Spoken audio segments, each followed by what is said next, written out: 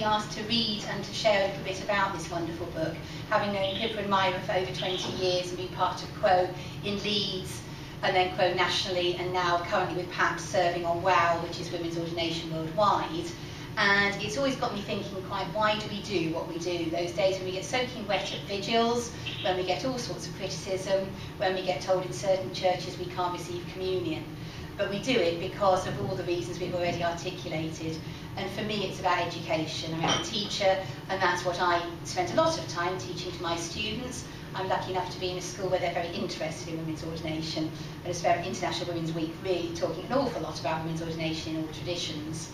And for me, two of the bits of the book that have really spoken to me very much are the part on Pope Francis and a part on some of the other ways forward that women have found to ordained ministry. Probably like many of you, the news of Pope Francis' election was greeted with great hope, if anything, just because it was such a change from Benedict. The relief set in pretty quickly.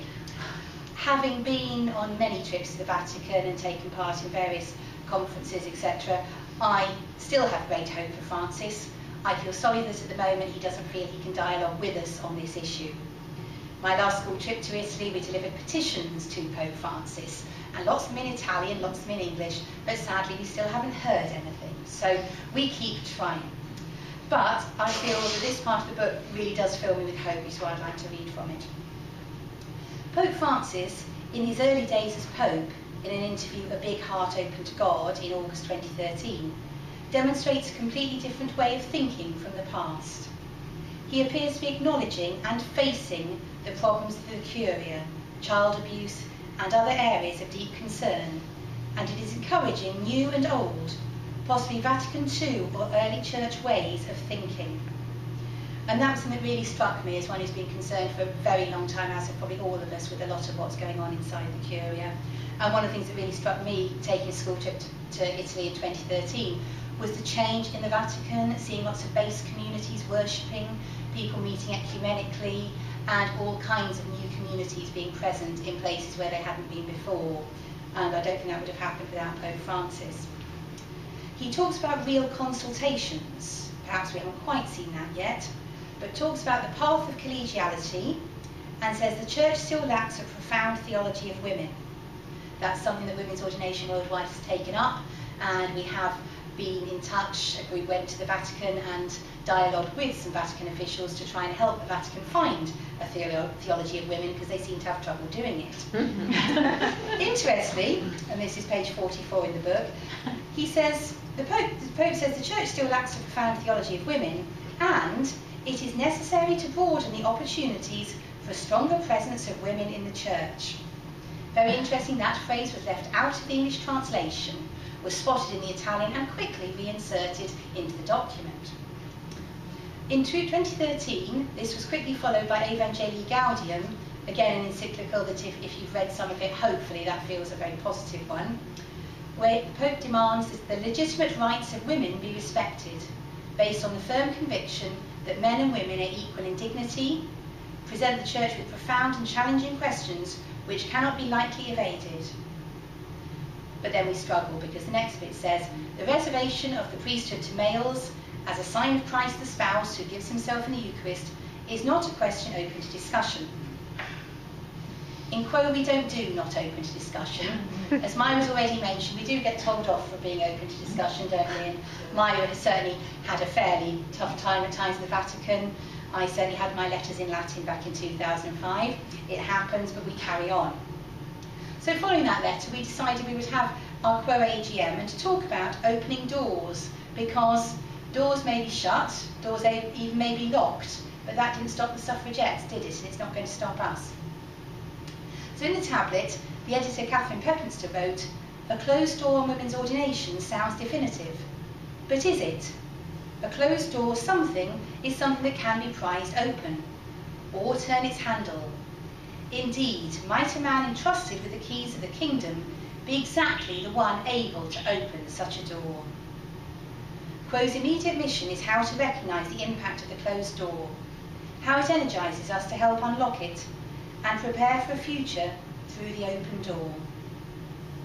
And I think there's no doubt that doors are opening. It may be taking a while, but there certainly is improvement. There certainly is some dialogue. We're not quite always sure where it's going, but there is a definite improvement. And that, for me, fits in with what Pippa's mentioned about we've got some restoration mode there. We're still thinking of the loss of women's gifts, and rightly so. And the restoration mode might make us think about what can be restored before it is too late. And the other bit that I found much of this book very moving, but the other, really, I think it's really important to think why we do things the way we do as Quo, and I think that comes through in many of the chapters, because we hold very much to trying to work for change within the institution.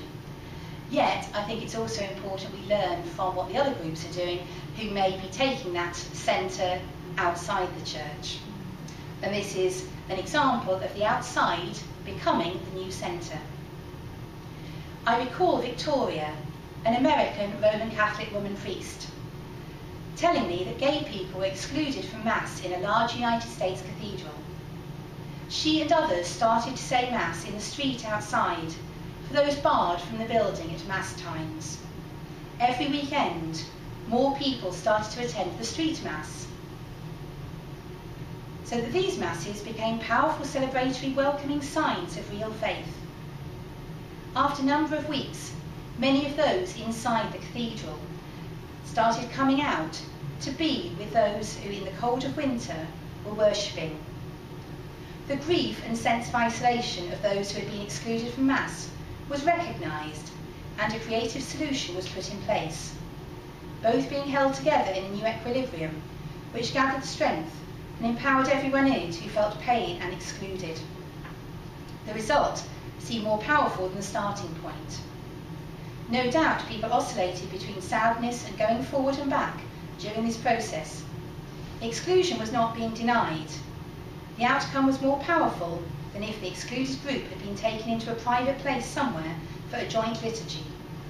If only all Catholic communities would follow this example of working with excluded. That strikes many chords for me, because sometimes there can be this feeling that we try so hard to break open these problems when there are the gaps and we worship together, but we don't always sense the pain of that being excluded. And certainly I know many of us in Quo have at times devised liturgies for people who have been excluded.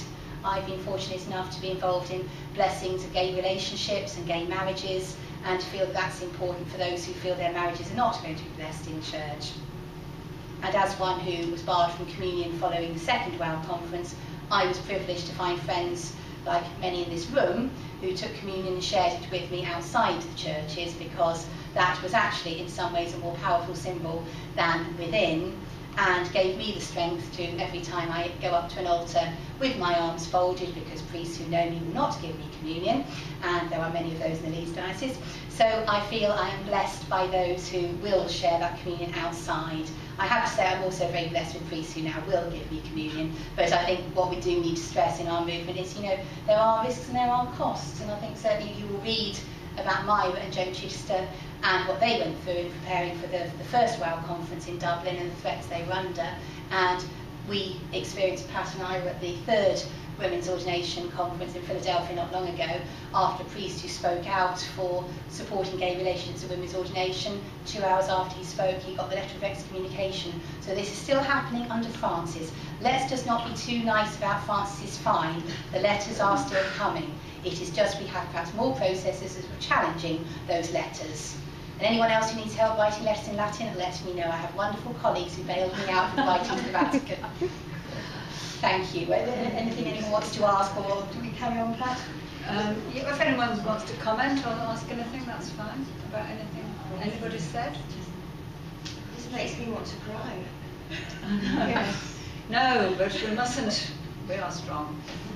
But there is resurrection. Yes. And the stories I will tell in this room, because I know it's going on camera, but I know that's okay, is I was recently approached by the priest who was one of the 2 signatories to my excommunication, who a couple of weekends ago at Mass came up to me in a wheelchair and said, is there any way we can help you find a way back? Now that was a big step. Nice. Yes. I really had to think about this, because there are parishes where I am welcome for communion, and that's not hard, but I do find going back to the chapel of my former order and knowing I will never be in communion there unless I take certain steps, but then I don't want to be silenced again, and I'm not sure whether those steps would include silencing, and that's what I'm not ready to do. But it was just very interesting. This is nearly more than 2 years, 2008. I can't do maths. But anyway, since 2008, that priest has made it very clear he will not give me communion. That felt like that was a step possible of a door opening. Yes. He then invited me to come and meet with Bishop Marcus. Now, is that a door I should go and knock on? Any thoughts waiting to be received later? Yes. Well, I haven't met him, so you do. You do. Thank you. Can I just pick up on what Teresa said about wanting to cry? Because I think we do need to acknowledge our grief as well.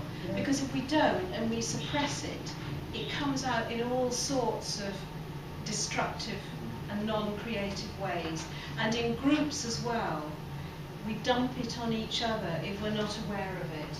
So, I mean, I know that you were making that lovely remark, but it is quite a serious one, because in all reform groups you get splits, because people are dumping on each other and being angry with each other, where actually it's outside of those groups where that stuff should go. So it's about recognising that, isn't it? And I cry, and so you're allowed to cry too. You know, we're all different, aren't we? So, anybody out there want to say anything? Do you want to say no? That's all changed round.